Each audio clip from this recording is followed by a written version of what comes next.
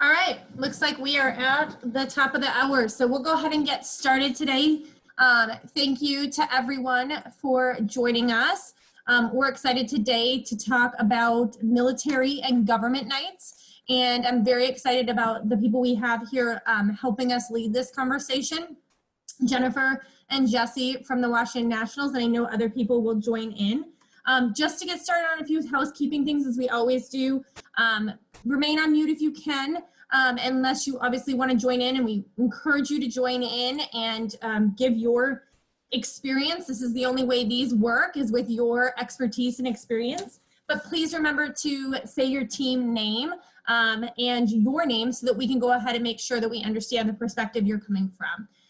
Next week, just so everyone knows, our registration will be up. So next week we'll be talking non-game day events and opportunities right now. So really excited to take that topic and handle that next week. And then from there, the rest of the month of May, we may take a little bit of a break. We have another event that we're working on with Spinzo.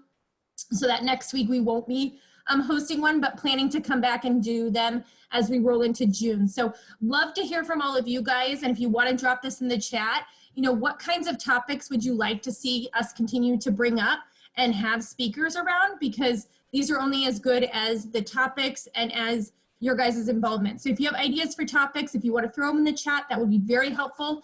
If you want to message us at hello@Spinzo, that works too. You can find us on LinkedIn, but we really want to keep these going and keep you guys sharing good vibes and good ideas and growing. So without further ado, I'm going to get it started with Jennifer and Jesse.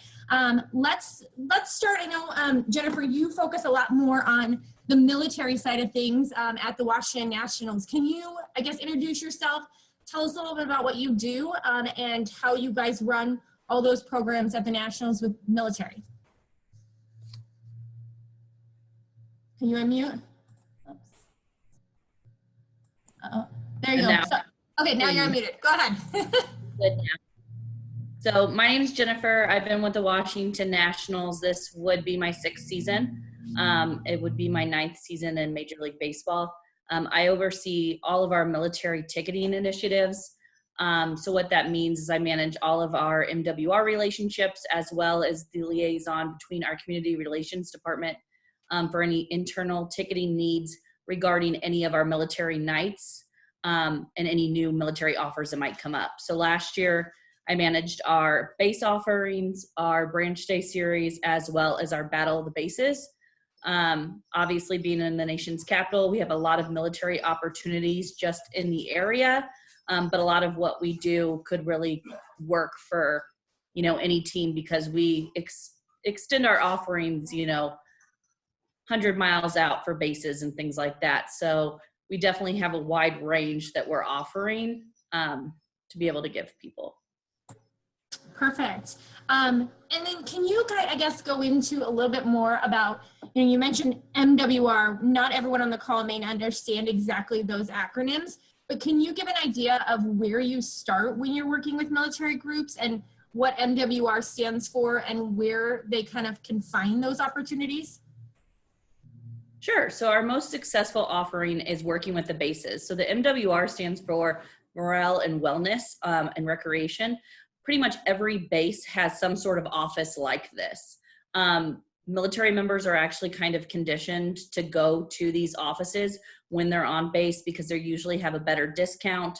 It's where you're going to get your Six Flags tickets. It's where you're going to get your vacation packages.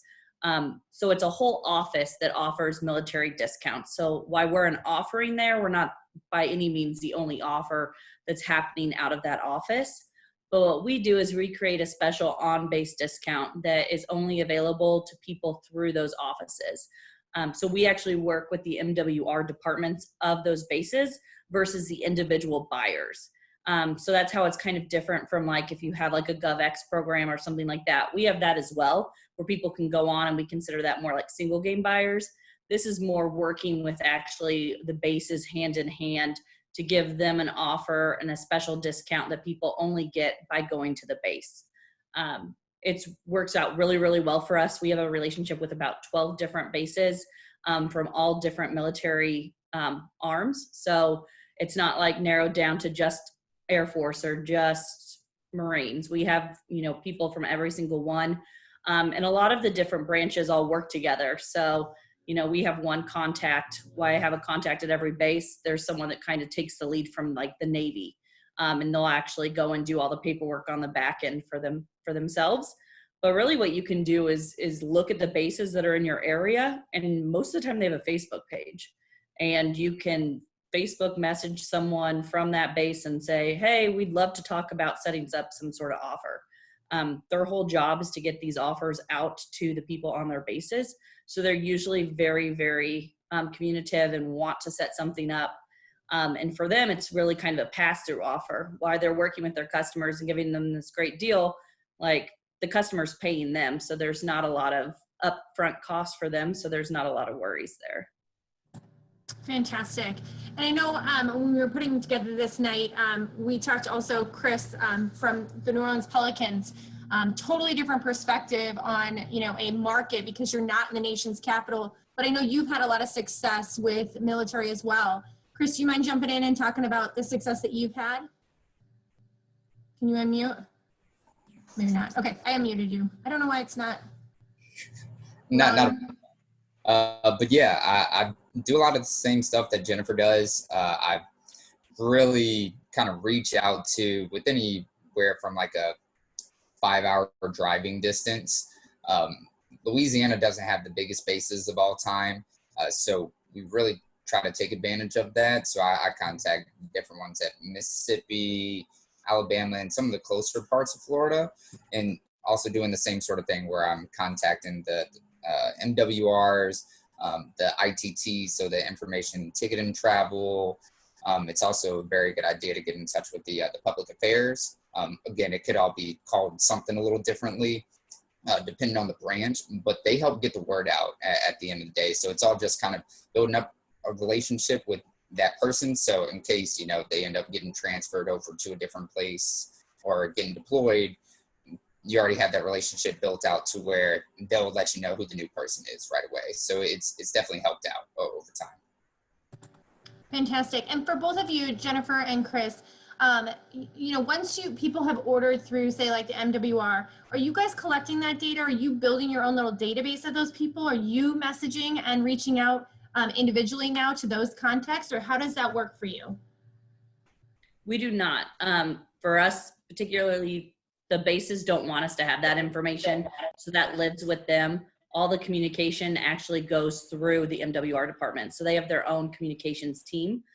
So in that way, it actually gets out to more people because they are putting on their Facebook pages, they're sending out the emails, their advertising will work with our contact at the different offices and give them tools to be able to better promote the product and things like that. But in terms of actually collecting the individual buyer's data, that's one place where it kind of stops because they like to protect the privacy of the people who are purchasing from them. Got it. And Chris, are you finding the same thing? So for me, I actually have a little bit of both. So the way that we've kind of set up the relationship with a lot of these different people, they're actually fine with just like kind of pushing them over to us and us kind of taking it over from there. So I have ran into that case with Jennifer too, where, sometimes it's just that one person kind of taking care of everything.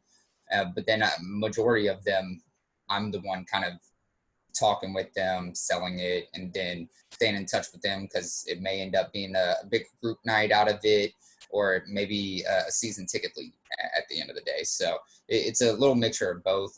But yeah, I've built up a military list based off of that. Right. And I do get leads from them where they'll send groups and things like that. But in terms of like the individual buyers and things like that, that tends to stay with them. But that also allows us to make it so that it's tax exempt because we can't take credit cards that aren't military credit cards for it to be tax exempt. Gotcha. Perfect. I know you guys both talked a little bit about reach, and I think that's one thing that sometimes, we as salespeople don't necessarily think that our product can reach as far as it does. I mean, confirm for me, Jennifer, you talked about over 100 miles. Chris, you talked about over 500 miles. So you're reaching multiple states, correct, as you're reaching out to these military type groups? Yeah, both of you? Perfect. Yeah. let's jump into and talk a little bit about community relations departments, because I think this can be a space where, we do end up as a team maybe giving out a lot of free tickets to military and to military families. I know in my experience working with teams that was always the case. How are you guys working with your community relations departments to build that relationship where there's that happy medium between what's going out, via community and what's being sold in your realm of the world? Well, I know for us, like internally, we kind of take the approach of we're salespeople. So we're not only selling to the clients, but we're also kind of selling internally what we're trying to offer. And some of that is convincing people that giving a discounted offer is just as good of a deal as giving away free tickets. And I know that that's been a big area that we've focused on with our community relations department within the last couple of years, is that we're creating aggressive, nice offers without necessarily always giving the ticket away for free. So some of that might be a buy one, get one, or the military members getting a free ticket, but the family tickets are at a deeper discounted price. And we're using some different platforms and things for them to be able to go and redeem that free ticket code, but then there's still a ticket buying opportunity. And that has allowed us to then add on giveaways and things like that to some of these military nights that traditionally used to be just free tickets. Now we can give away giveaways and things like that because we can build those into a ticket price and make the offering something that's a little bit nicer and more enticing for people to come to. Because when you give someone a free ticket, they may or may not show up. We're trying to get them a little bit more invested in the nights that we are producing, because the work that our community relations department does behind the scenes to make these great programs and programming at these military nights is like fantastic, but we weren't necessarily seeing the buy-in in terms of who was showing up. And by building out a ticket package that allows them, and they're seeing the value of the hard work that they're doing is also now translating into the people who are coming into the game. Awesome. Chris, do you have any experience on that? Honestly, it's a lot of the same. It's just kind of finding the well balance of being able to let CR be able to do what they want, and same thing with me. So honestly, almost the same exact thing as her. Gotcha. So I guess let's open it up beyond Chris and Jennifer and their experience. I'd love to hear from other teams or organizations. What have you done with military? What's been your experience working with the different types of military groups? Have you done large scale nights, or maybe you have questions, and if you want to type them in the chat, great. Or if you want to jump in and ask the question, happy to have you open up and give us your thoughts and feedback. Hi, Denise. I'm Brittany with the San Antonio Spurs. Hello.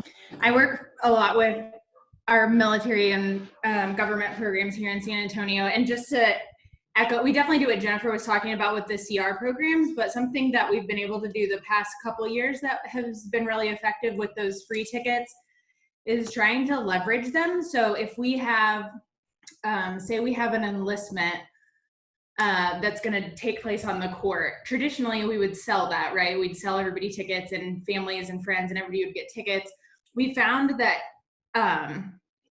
we've been able to use those CR tickets for the people that are re-enlisting on the court. So say we have a re-enlistment with 100 folks. We take those CR tickets and use those as the comp tickets for those 100 people, and then have family and friends add on. We just started trying that, but I've done it twice and had two pretty successful nights that way. And then another way we have had really high redemption on complimentary tickets is through VetTix. So I don't know if you guys all work with VetTix, but if you don't, you probably should. Veteran Ticket Foundation, they're based in Phoenix, but they work all over the world, really. And they have really, really high redemption. And they also are able to send out your discounted offer. So like Jennifer was mentioning, those value add offers that have like a free hat or a free shirt or whatever as part of the night, VetTix will use their whatever comp allotment you give them, and then all the other people that are interested in that night, they'll send out your offer. So they'll send out that link with the free hat or whatever. So I would encourage you guys to work with them if you're not already. And if y'all need contact information, I'm happy to share that afterwards as well. Absolutely. If you wouldn't mind sending that to me, I can add it to our notes too that go on the site. That would be fantastic. Other examples of teams? I think Trevor posted up on the chat, military appreciation nights where they were selling tickets through sponsorship packages. Anyone else doing those types of things? Jump on in. Go ahead, Ray. Yeah, because we're a university, we have a kind of an interesting relationship both with the military and also with the first responders in our immediate footprint. And we also have a long history of giving away tickets to the military in the area and the first responders in our area. We get a lot of goodwill out of that, but then again, we've trained literally hundreds, if not thousands of people to get free tickets from us. About 4 years ago, we started going to our season ticket base and our corporate partners and showing them the merits of buying those tickets. Last year, I think we invited about 3,000 people to our Heroes Day, which was the Purdue game.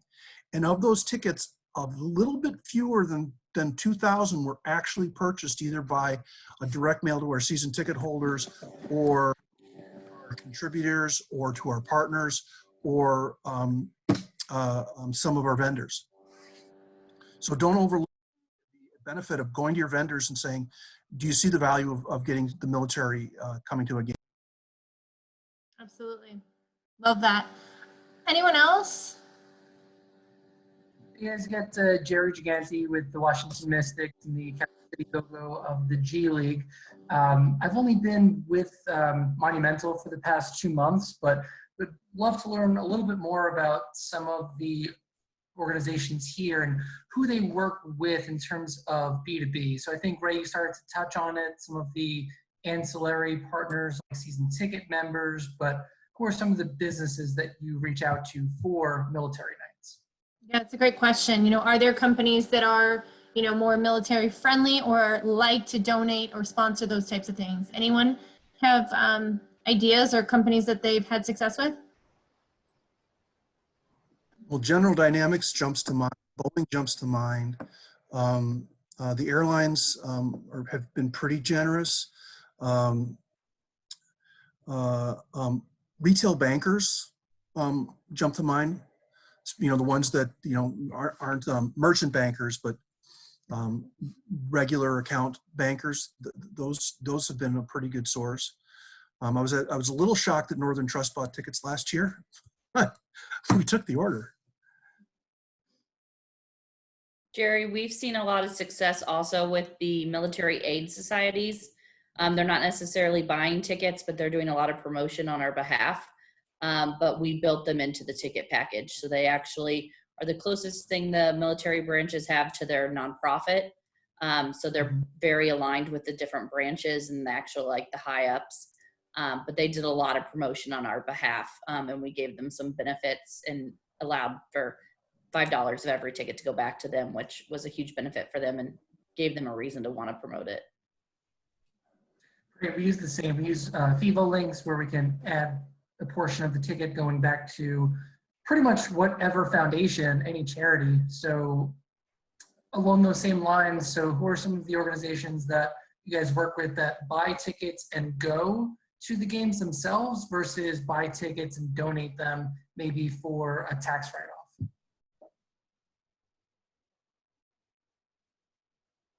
Anyone have any other ideas on that? Or any success? Seems like it's an area where we could definitely keep working through and finding those opportunities. For sure. Thank you.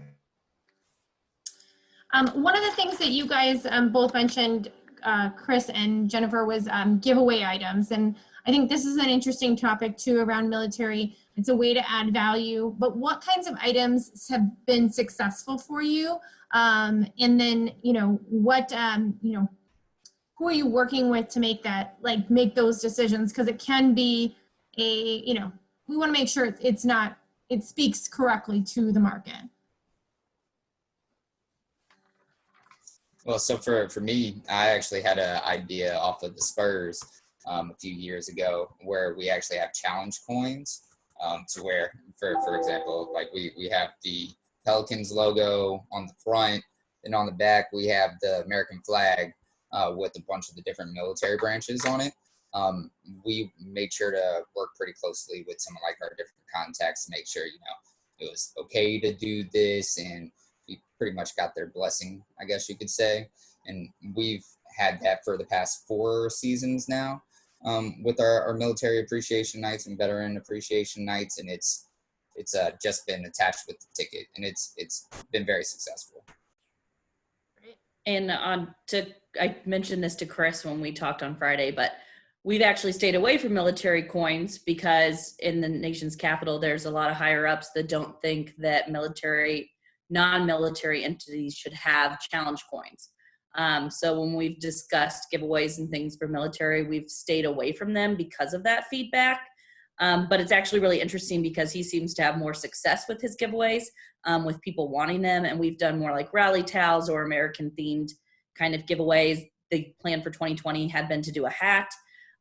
So it's just interesting. So make sure that you're talking with your contacts, because a lot of the feedback we've gotten based on where we're located is that some of the 3-star generals and things like that, you know, are at the Pentagon that aren't very far away from our stadium, don't really think that non-military entities should have challenge coins. So we've stayed away from it because we had some when the organization first came to DC and they weren't super well received. Now, I don't know how they would be received now that we've been in the marketplace for 15 seasons, whereas we were trying to do it when we were 1 or 2 seasons old. Great point. Other examples of giveaway items or things that have been really receptive or received well by military or veterans for your theme nights? It could be fan experiences, anything that you have that may be a little bit different than what we've heard thus far.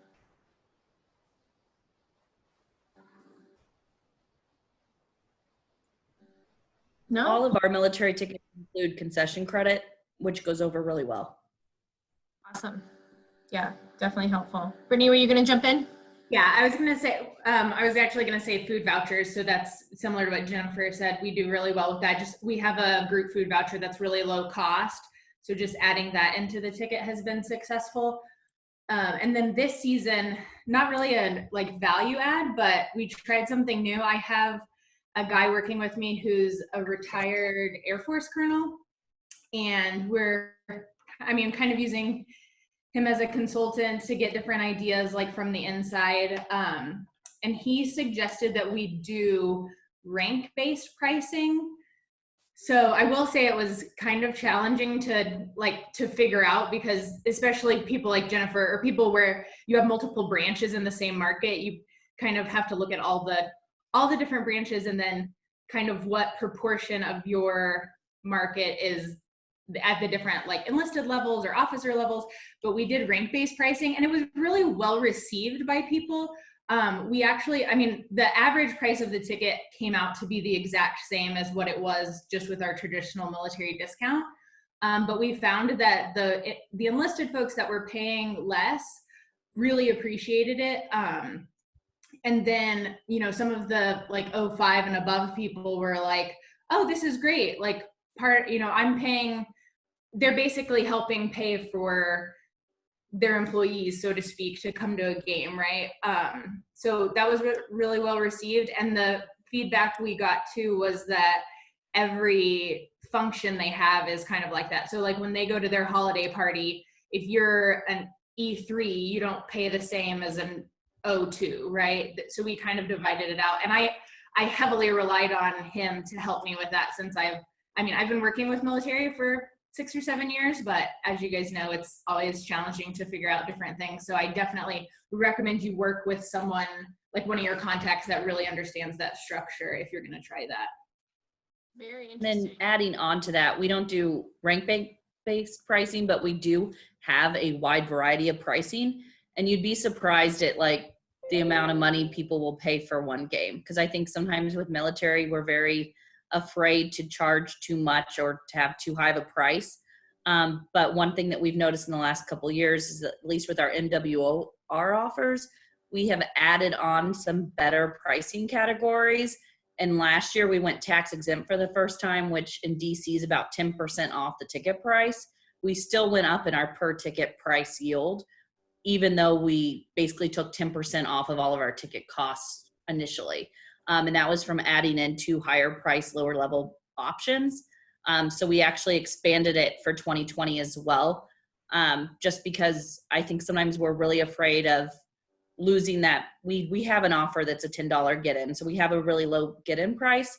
But for someone who's maybe coming to 1 or 2 games a year, they may be willing to drop $80 for a really good, normally $110 seat. And that's something that we really kind of have expanded on the last couple seasons, and have really seen the per ticket yield actually go up by like between $2 and $5. That's awesome. Yeah, I think it's easy to undersell ourselves. So putting those higher price tickets out there and letting them make the decision is really important. Other things on military before we kind of transition to talk a little bit more about government, because I think that that's also something that's important for us to talk about. And we have some great ideas and concepts from Jesse. All right. If you don't mind, I'll jump in. Oh, go ahead. Go. I just have a question more so. This is Josh. I'm with the Orlando Solar Bears. And I know that a lot of teams tend to, have military vehicles and different things like that outside, like in a fan fest kind of zone. And it's usually pretty well received. We've had issues the last couple of years with actually, working with somebody to bring in vehicles. So I was curious to see who you guys might work with, if it's like the DoD, if it's just local bases, or what everybody works with to bring out vehicles and things like that. Great question. I know for the Pelicans games, we work with one of the local bases out here, NESJRB, and they have a specific, station that we kind of talk to, and they're kind of like the liaison, because this is the joint base, so it's all the different branches kind of already there. So it's the MEPS program, which is the Military Entrance Processing Station, and there's kind of just one liaison there that kind of helps get out all the information, and they'll help out with kind of like what Brittany was saying, the oath of enlistment, kind of things in that nature, and they're kind of like the point for us right there. If you don't have those contacts, just reach out to public affairs and they'll connect you with like MEPS or recruiting, or different folks that are like that. It's their job to like find places to display their vehicles and get people excited about the military. So for sure, we have a joint base too, so I'm working with a couple branches, but I would say if you can't find the right contact, find the public affairs person. Great feedback. There wasn't, if you haven't seen it in the chat, Paula from the Pistons mentioned that they do a Hoops for Troops hiring and resource event for local veterans. I think that's a unique perspective on it, and making it more of, kind of a career fair or an opportunity to help. So that's a great concept. I can jump in and speak on it for a little bit. Yeah, that'd be great. So what we do is, we kind of put on the resource events, locally for a lot of the homeless in the area, active military, retired military. And we kind of do, 2 different avenues. When I first started, we just did a career fair. And so then we only had companies come that were actively hiring military. And so what we did was the table packages was kind of where we made our money. What we would do is we would go to the companies that are actively hiring, like to their HR departments, reach out to them, and then they would buy table packages, which in return are actual tickets. And then we donate those tickets to the veterans and military that come to the career fair. So then they can go to that game that night for free. Fantastic. And Paul, what were you charging for the tables? Was there a range, or was it a set flat fee?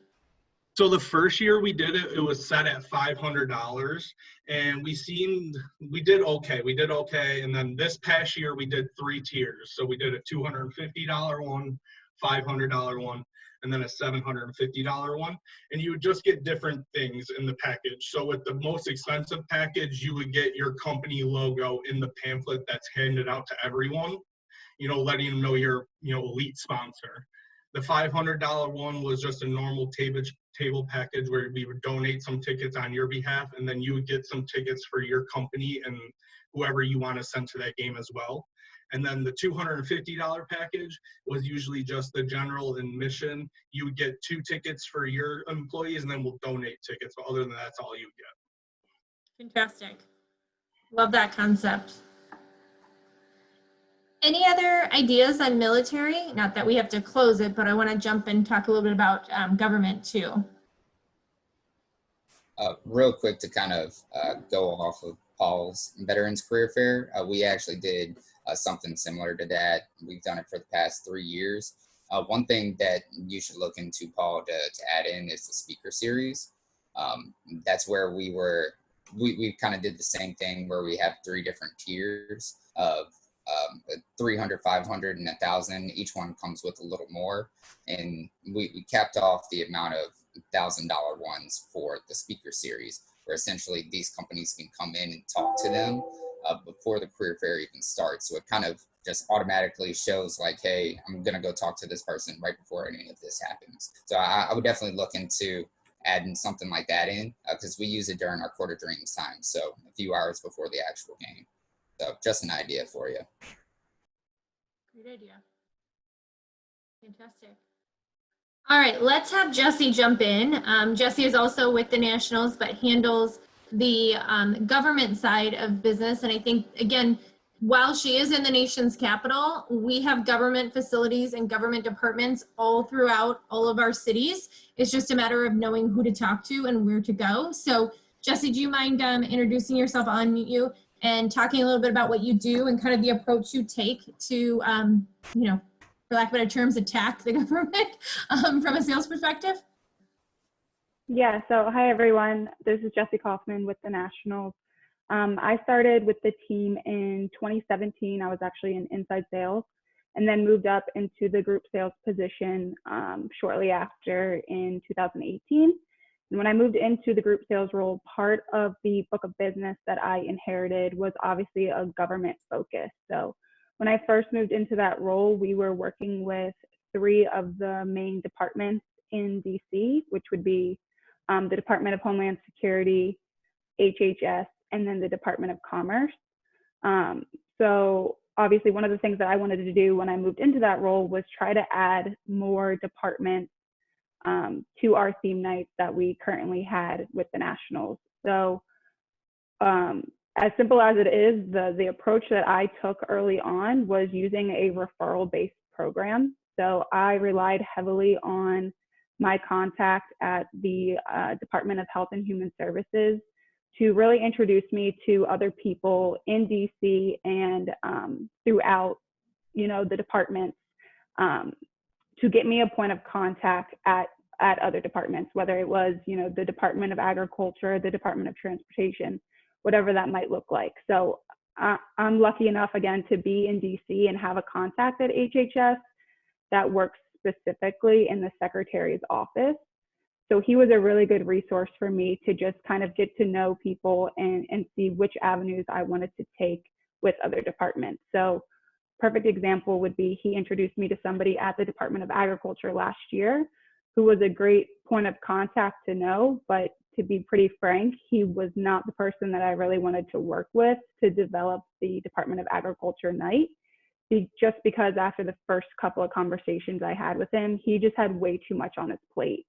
So even though that was a referral that got me into the department, it wasn't necessarily a referral that I wanted to use as we call them champion leaders with the Nats. It wasn't really my champion that I wanted to work with. So then I kind of just started prying away through him to kind of find that person that I wanted to use at the Department of Agriculture. So I really kind of leech onto referrals and then also just research. I mean, before I started in the role, even though I live and I grew up outside of DC, I didn't know that much about all of the different branches and agencies that are in DC. So I kind of just started, looking up what was around the stadium, what departments are larger in DC, what departments have, outreach all the way up up to Philadelphia or North Carolina that would be interested in bringing or putting out the information for people in a Pennsylvania area to come to a game in DC. So it goes hand in hand again with the referral and the research of just the departments that are around us.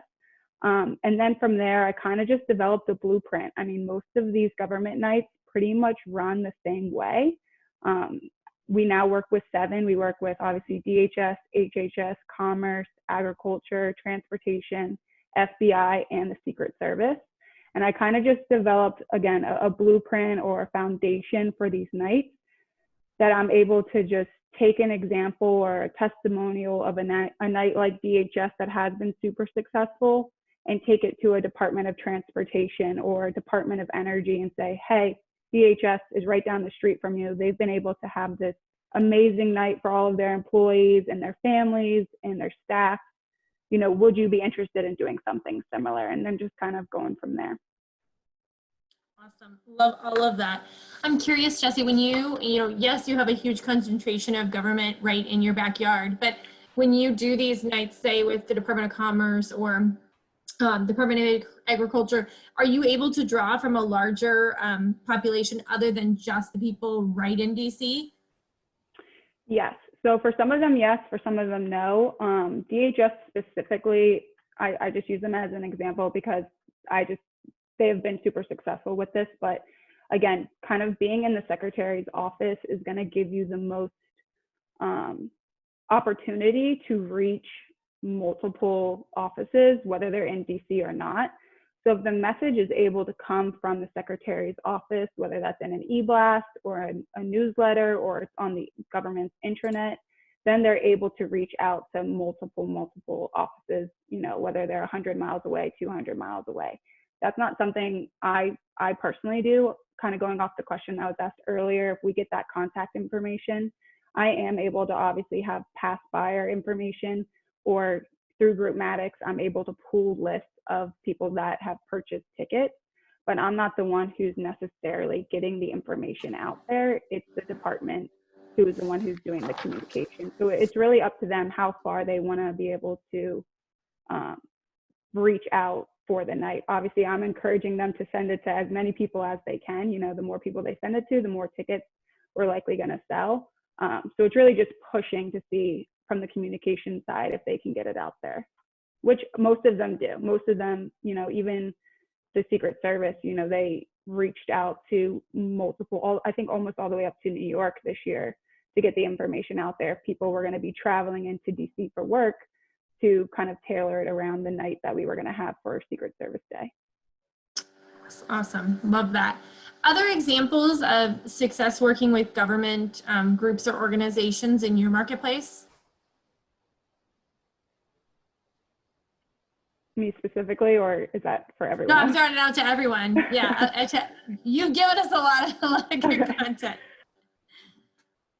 Anyone else had some success? Or questions for Jesse around this topic? Go ahead, Ray. I wasn't responsible for this, but I was at the Northwestern Day at the Sox Park was also Government Employees Day at Sox Park. And they had the local administrator throw out the first pitch. So giving the group leader that kind of entitlement is, I promise you, there were just as many hats with flags than there were purple Northwestern Sox hats at that game. That's a great point. Jesse, to that point, what kinds of fan experiences or giveaways do you have resonated well with the government groups? Yeah, so we don't do any giveaways for any of our nights. We offer a discounted ticket with loaded value or concession credit, which has been super successful. We also obviously give a cheaper ticket option as well that doesn't include the concession credit, just so it gives people buying tickets a few different options. But in all honesty, the on-field assets is really our driver for the department itself. It's a way for them obviously to showcase employees, whether that's through, we have something called the Spirit Award, which gives them some screen time, obviously right before the game. You know, if the secretary's coming, we want to offer them the first pitch, could be play ball announcer.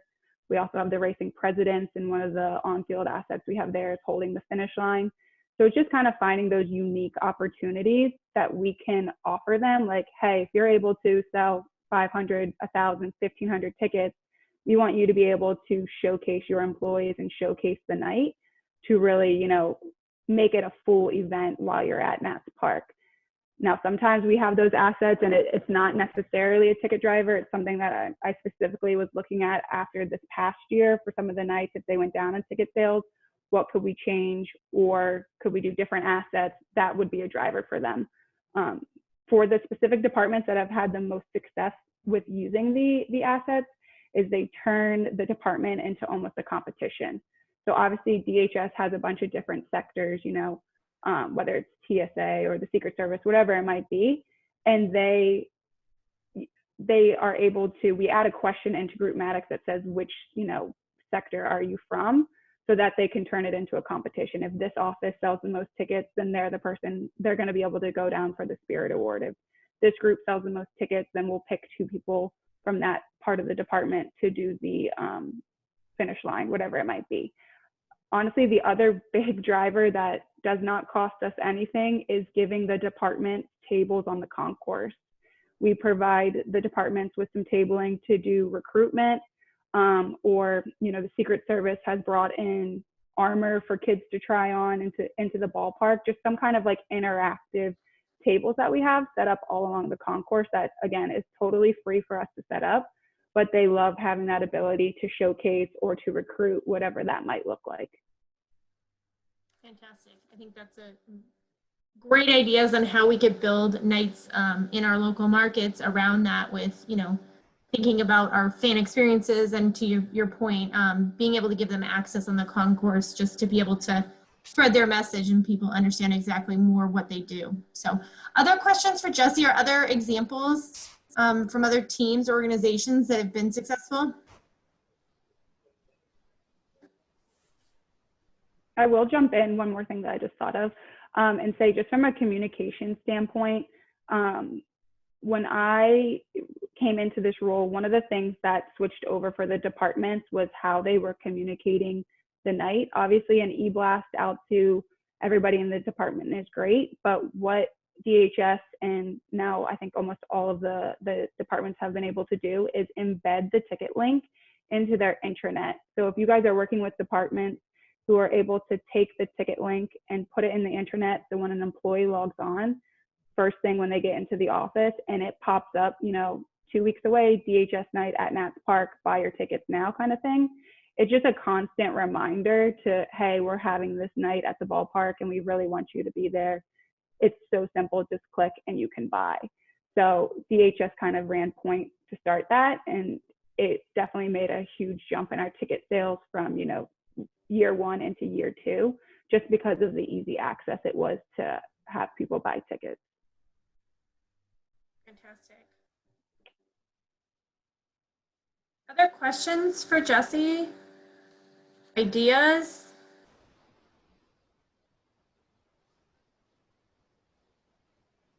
Got a quiet group today. No one else has had success on any government type events. So I guess we could ask the question too, you know, like GovX. I think that's another great resource. Are most of you working with GovX? Is that, I think Jennifer said that that's kind of singing as single game tickets on their side. Anyone else been able to do anything out, you know, beyond just working with GovX?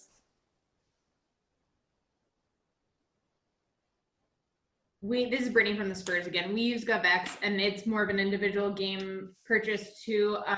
They do have a small marketing partnership with us, which I know they only have a select team, so that's not going to be super helpful unless you're in a San Diego, San Antonio, Washington, DC type market. But if you're able to like work with them and we've done some contests where, like, I guess they aren't contests, they're just like enter to win. So they'll send out an e-blast that talks about our military appreciation night, for instance, and it'll say, you know, once you purchase for this night, you'll be entered to win upgrades, or you'll be entered to win an autographed player photo or something like that. And then we help them with redemption on the upgrades or getting the player photos mailed out or that kind of thing. But that's something we've tried. I don't know if I'd call it super successful, but I mean, it sold some tickets. It was nothing crazy. We did have a question. If you change up experiences for the leaders each year, I guess that would be to you, Jesse. You know, are you changing those up, you know, say for DHS every year so they do something different? I try to. Obviously, it depends on the game date that they have their night, what is going to be available. So sometimes it just organically changes. You know, I'm not offering them usually every single on-field experience we have. So if that first pitch maybe is taken over by a sponsorship account and it's not available for DHS, I might give them the play ball announcer, since it's another opportunity for just one person to be showcased. So I try to. Obviously, it depends on what we have available.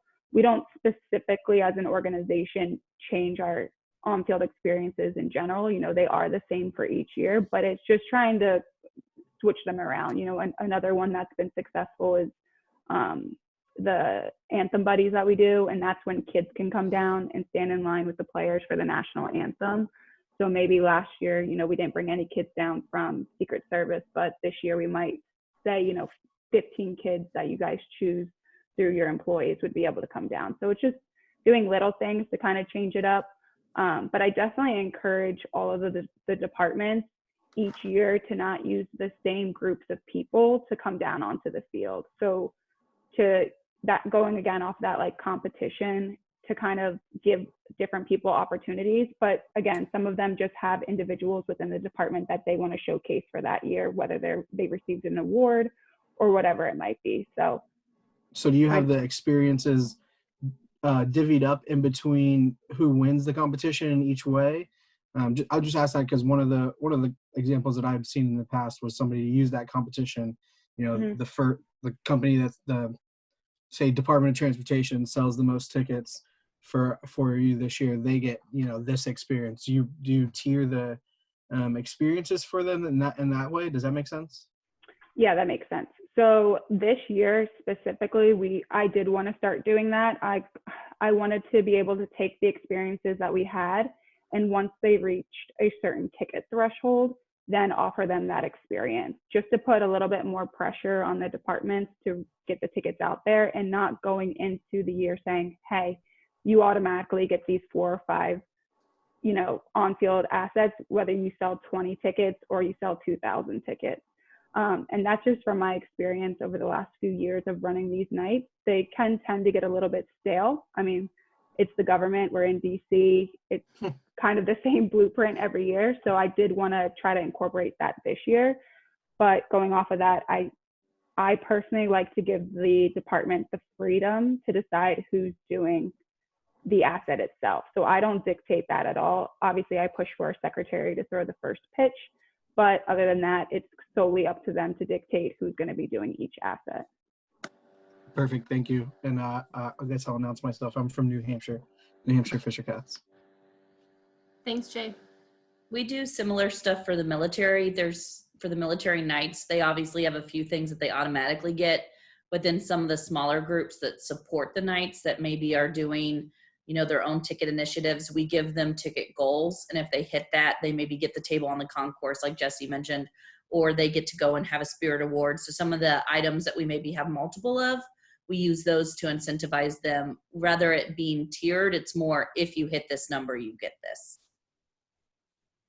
And for you guys too, are most of your nights with the military or the government, are they done through like third-party links, you know, or are you actually selling some traditional groups where they're paying up front for it?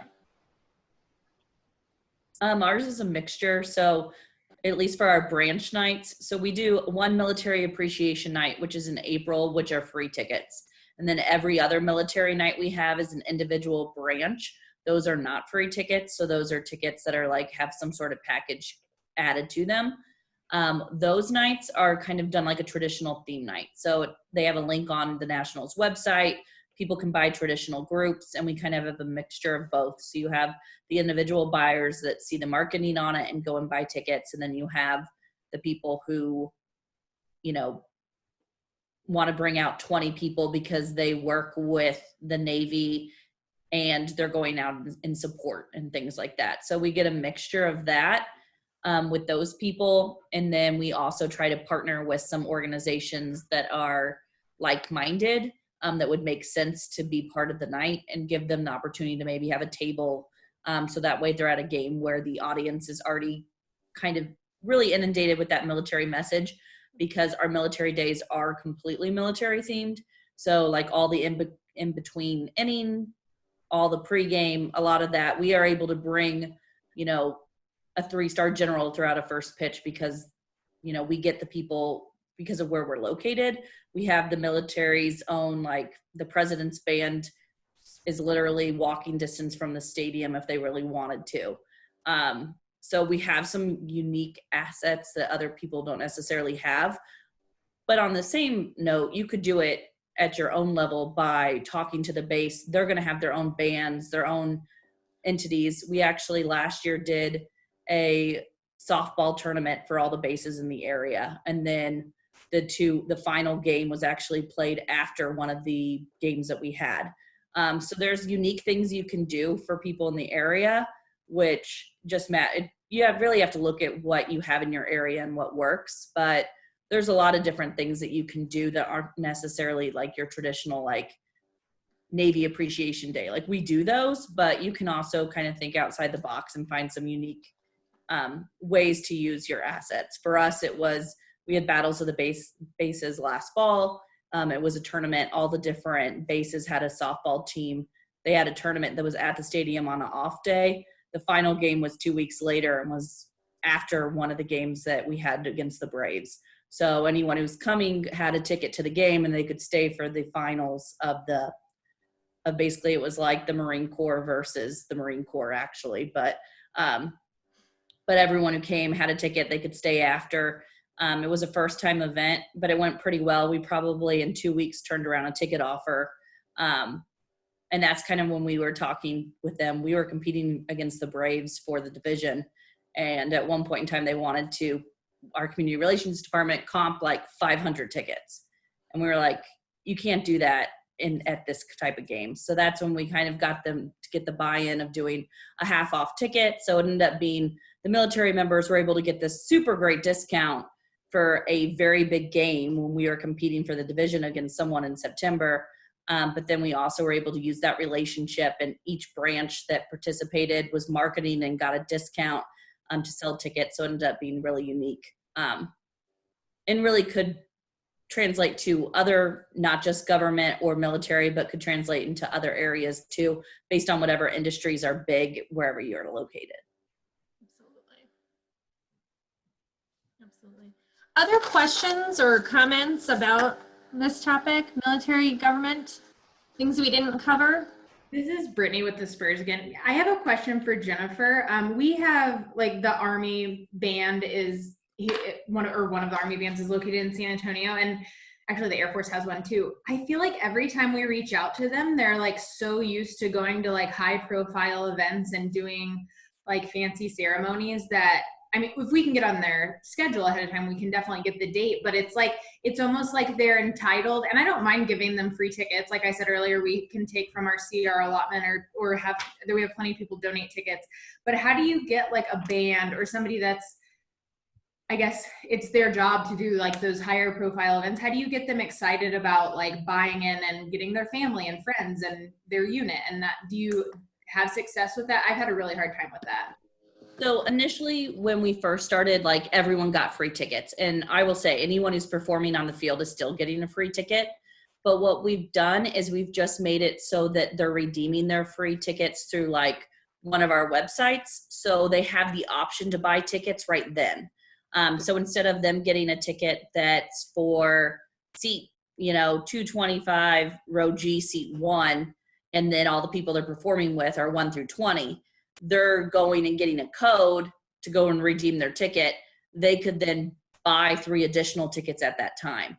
Because we found when they just get the ticket, they just show up, they maybe stay or don't stay. But if they go and redeem the ticket and they see a discounted offer and it says bring your friends and family, then they're like, oh, maybe I will bring my family. So it becomes less of just a work event for them and more of like an idea of like, oh, I could stay and enjoy the game. Okay, awesome. Thank you. Love that. Other questions, comments, ideas? All right. Well, this has been very, very helpful. Jennifer, Chris, Jesse, thank you guys for your input. Brittany, thanks for jumping in and sharing all your ideas too from San Antonio. We really appreciate it. For those of you that were on the youth sports, or maybe you didn't catch the youth sports one last week, our recording and our notes are up live now on ticketplaybook.com. We also have a registration link for next week, which will be May 13th at 2 p.m. Eastern, and we'll talk non-game day events. So how can you leverage things right now, or how can you leverage things out of season to drive ticket sales? And so we'll be talking about a couple of those different things. I think that's pretty timely. And I know a couple of you guys have messaged me in the chat separately about some other topics. So those are fantastic, and I'll reach out to you about those, because like I said, we do want to keep these going. I think the response that we've been getting is positive. People keep tuning in, which is exactly what we want. And as long as you guys are getting great information from it, we will keep these going. So go ahead to ticketplaybook.com. I think Emmanuel just put it out there so you can register for next week. And everyone stay safe and healthy. And then to all the mothers out there, happy Mother's Day later this weekend. And I hope you guys have a great rest of your week. Take care. Thank you. Happy birthday, Richard. Yes, happy birthday, Richard. One more time. Richard Later. Happy birthday, Richard. Happy birthday, Richard. There Thank he you, is. He made an everybody. I appearance. appreciate it.